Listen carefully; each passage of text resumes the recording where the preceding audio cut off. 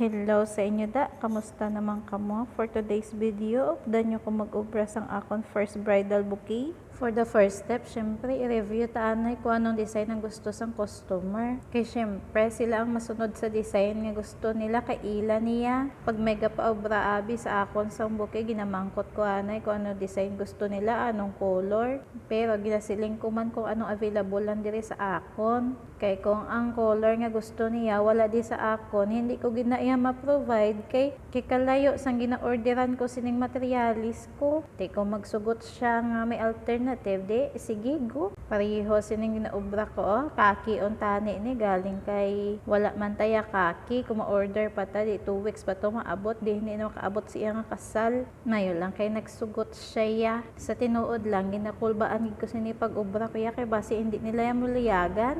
Amo pa naman ni akong first time mag-obra sa bridal bouquet. Ang gina-worry ko ba basi hampak niya sa akon kung hindi muliyagan ba?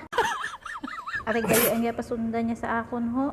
Bahala na ko ng resulta basta giobra ko the best ko Gihigtan ko lang ni scotch tape para di magkatangso akon mga arrangement. Order gali na sang akon kumare.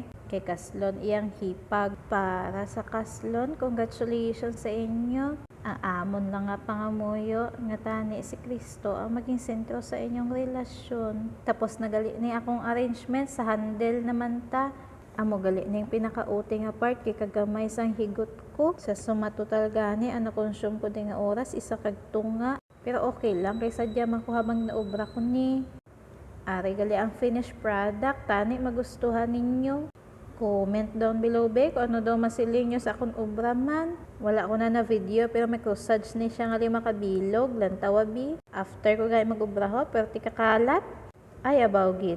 Gisend ko na gani sa kumari ko ang akong obra Mayo na lang siling niya kanami, naka-exhale man ko ba. Congratulations kag mabuhay ang bagong kasal. Masaya po kami para sa inyo. Balaan ko busy ka pero salamat sa panonood.